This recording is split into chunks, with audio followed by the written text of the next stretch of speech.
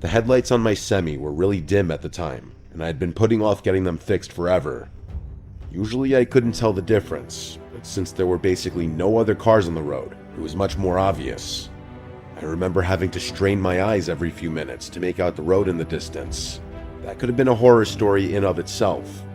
I was debating pulling over for a couple hours and waiting for sunrise, but I didn't want to waste my time.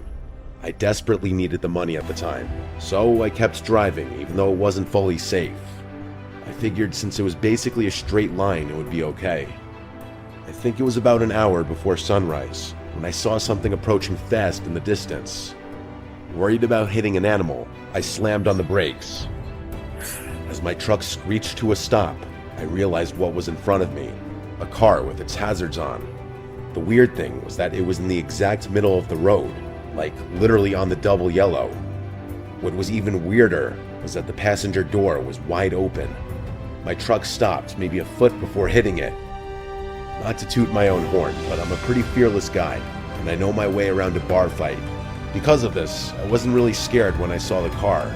I was more curious than anything. I thought maybe someone needed a jump or something, so I reversed the Semi and pulled over. I thought about throwing some flares down, but decided against it since I hadn't seen a single other car on the road besides this one. I got out of my truck and made my way over to the car. It was a warm, still night. I remember thinking how strange it was that there was almost no wind. It was also really quiet that night. The faint click of the hazards was the only sound in what felt like the entire desert. I got a little closer to the car. I vividly remember that it was a new-looking red Ford Fusion. I approached the car a little cautiously. Like I said, the passenger door was wide open. I walked around the car and stopped in my tracks. It was completely empty. I made sure of it too, checking the back seat and anywhere someone might be laying down. There was literally no one inside. All of a sudden, I was much less sure about the situation. I was expecting someone to need help of some sort, maybe even someone who took a nap in a really dumb spot. I certainly wasn't expecting this though. The car was literally empty. I cast a few glances over my shoulder, feeling a lot more uneasy now. I kept whipping my head around, looking in every direction. I felt like someone was going to charge me or something. The problem was, it was so dark that I couldn't see that far in front of me, except for what was lit up by my truck's headlights. It was eerie. I waited a while longer, thinking about getting back in my truck and forgetting about this whole thing. Someone was out there, somewhere. Against my better judgment, I decided to keep investigating. I looked inside the car, but everything seemed completely normal. The key was even in the ignition, although the engine was turned off.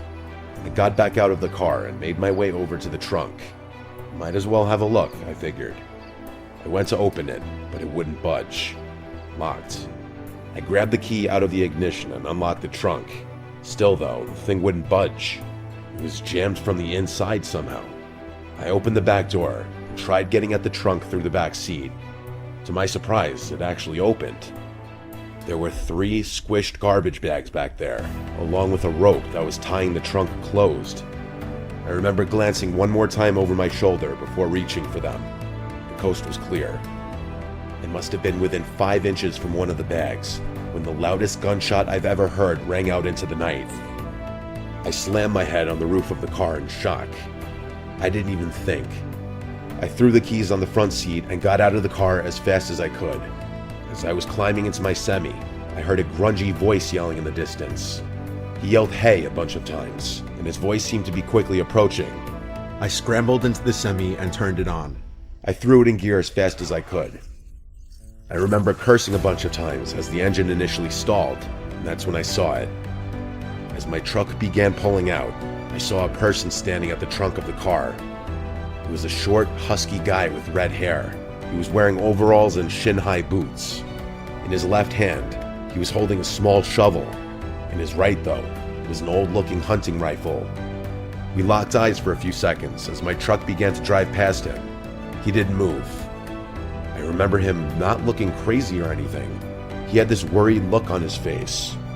As I passed him, he dropped his shovel and started waving his hands. He yelled "wait" a few times, but I wasn't staying there another second. As I drove away, I watched in the rearview mirror as he ran after my truck for a few seconds before sprinting back to his car. It was clear he wanted me to stop, but there was absolutely no way I was going to do that. I stepped on it, pushing the semi much faster than I should have. I drove for like 5 minutes and started to think I was in the clear, but then I saw headlights fast approaching behind me. I remember feeling more scared than I've ever felt in my entire life. I called the police and told them what happened to the best of my ability. That's when the car was basically right on my tail. It started honking like crazy at me. I honestly didn't know what to do, so I just kept driving, praying to God he wouldn't try and ram me. After like 15 minutes of this, he cut in front of me and hit his brakes, forcing me to slow down. I was just about to crash into him when finally some flashing police lights appeared ahead. The Ford veered off to the right and sped into the desert, disappearing from sight.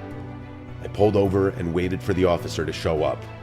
I frantically told him what had happened, but the useless cop decided to get a report from me rather than chase the guy down. I was so pissed about that. I told the guy like twice that he could probably catch up to him if he left now. The cop told me not to worry and that they'd do a thorough search as soon as backup arrived. He sent me on my way and said they'd call me if they ever had an update for me. They never did.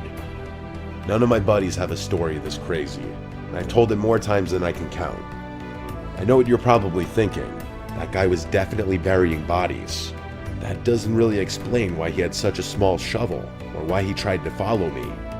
The bags in his trunk were also too small for that, although some of my buddies think he might have done some dismembering. For my own sanity, I like to think that he was burying some other kind of animal, maybe putting a diseased dog out of its misery, or some dangerous snakes. I really have no idea. Either way, I've never been totally comfortable driving through deserts late at night after this experience.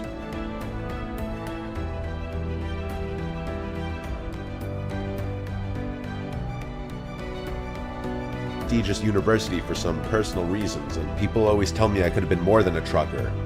It's honestly not a bad gig though. I've been making deliveries for north of 2 years. Obviously, the only strenuous part of the job is the long hours. You can never truly gauge how the isolation will affect you without experiencing it firsthand. My only advice would be to make peace with whatever demons might be lurking in your subconscious, because they'll definitely eat at your brain in the lonely hours. That's what happened to me anyway. This happened to me 3 months after getting employed by my first company. I was basically as new in this trade as one could get. I was driving from southern New Jersey to Lafayette, Indiana, a 12-hour drive. 12 hours driving might not seem that crazy, but factor in the fact that I just completed an 8-hour trip, and that should put things into perspective. I wanted to get deliveries done as quickly as possible, so I opted to drive through the night. I'd get to Lafayette just before 3 a.m. Things were going smoothly. There were virtually no other cars on the road, so I was able to push the semi a little faster than normal. About halfway through the drive, I remember reaching down at the center console to chug a Red Bull, but there weren't any. Of course, I had forgotten to restock my truck after completing my previous delivery. Reluctantly, I pulled into the first service stop I saw. I had literally no clue where I was, probably somewhere in Ohio at this point. Too late, I realized this wasn't actually a service stop. It was what looked like an abandoned gas station and a repurposed convenience store. I'm not sure if there's any better way to describe it. Either way, it looked like there was another quick stop store not far up the road, so I figured I'd go there if anything. I parked the semi and made my way over to the first convenience store. To be completely honest, I was expecting one of two things to happen. Either the place would be open or the door would be locked. You can imagine my surprise then, when the door swung open into a pitch-black store. I looked around, hoping maybe I'd get lucky and there would be a drink or snack left behind. Just before I was about to turn around, my eyes adjusted to the darkness, and I picked up on a faint glow emanating from the corner of the room. I made my way over to it, and the glow turned out to be coming from a back room of some sort. Curiosity got the better of me, and I opened the door slowly. To my pleasant surprise, there was a plugged-in refrigerator against the wall. Eagerly, I opened the door, but found nothing. Literally nothing. The shelves had literally been removed, like the whole appliance had been gutted. As I was shutting the door, I was 90% certain I heard a clatter from the main room, like something hitting the floor. I froze for a good 10 seconds. Had I imagined it? There was no way. Quietly, I walked back into the main room and looked around. Nothing.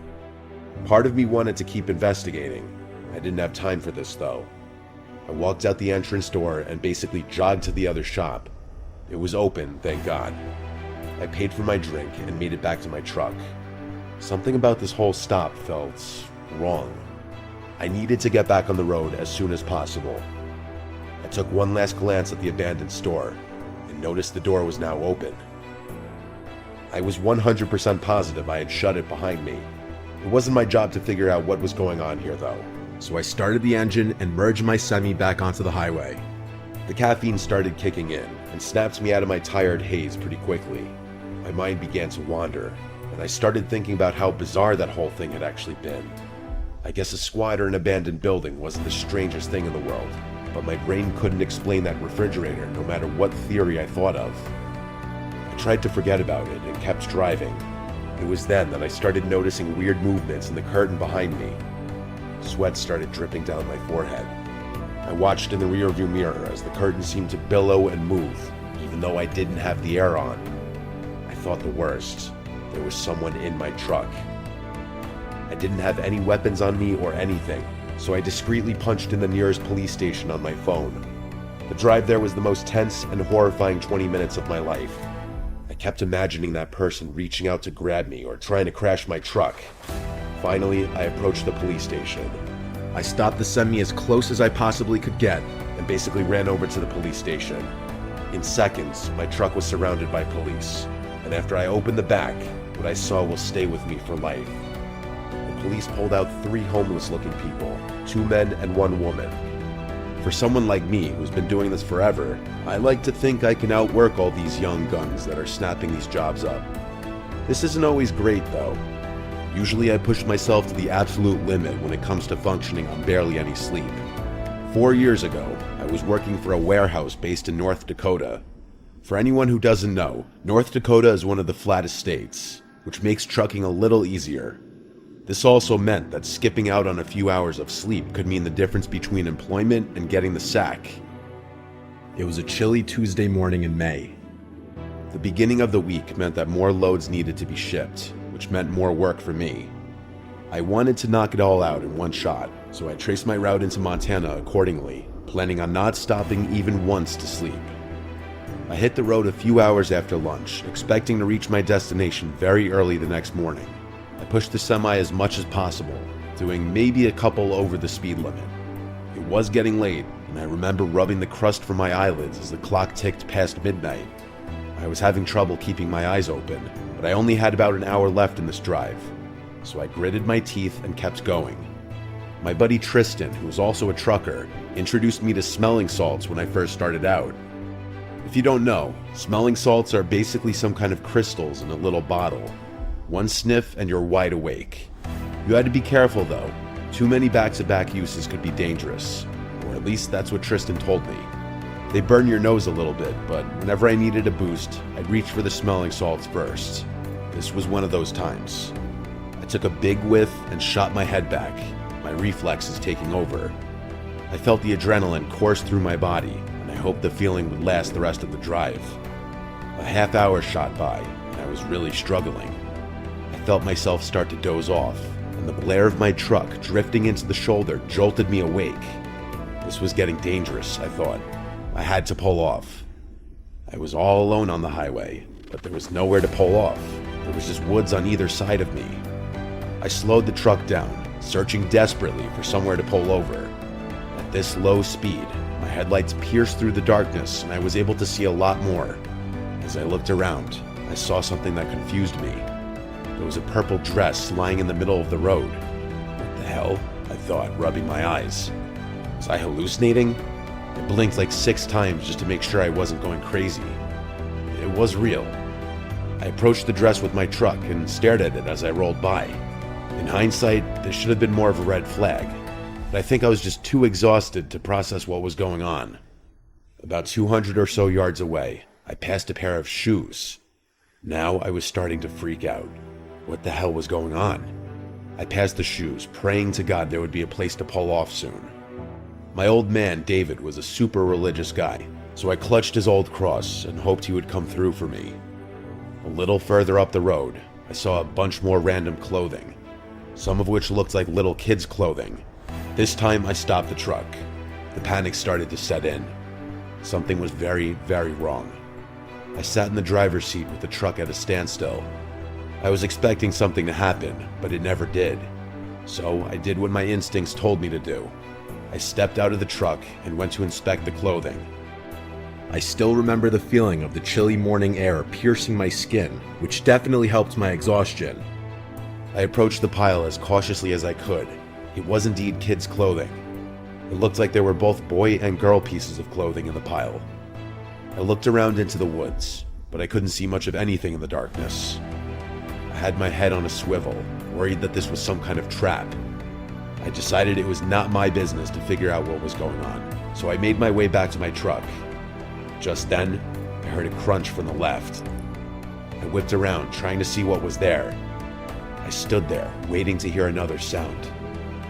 After about 30 seconds, there was another crunch, but this time from the opposite side of the road. My survival instincts kicked in, and I sprinted towards the truck. I jumped into the front seat, but just before I slammed the door, I heard a child's scream ring out. I froze, my heart bursting out of my chest. I was caught in a crossroads. I wasn't going to fight some random people in the pitch black woods, but I couldn't just abandon some helpless kids either. Before I could make a decision, another almost identical child's scream rang out. Without thinking, I turned the truck on and pointed its nose toward the spot in the woods where I heard the noise. My headlights lit up about 30 yards into the woods. There were 3 or 4 people, one of whom was holding a massive speaker. They ducked behind a couple trees as my truck lit them up, but I had exposed them for just enough time to make out what they were doing. They hid from the light before I could really make out any distinctive features, but I swear on my old man David's grave, they were holding up a speaker, trying to lure me into the woods with a fake kid screaming. I was just in shock. I just sat there, staring at the trees those people had just hid behind.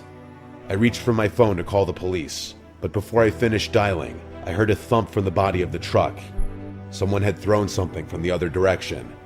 I was done. I turned back to face the road and slammed on the gas. As I sped off, I could make out a person on the other side of the road. He shouted something I couldn't understand before launching something at the truck that cracked the glass of my passenger side window. I drove the final hour in silence. I was too scared to process what had just happened, but there was no way in hell I was stopping to sleep in those woods. I completed my delivery and then knocked out. Please guys subscribe Storytime with YouTuber.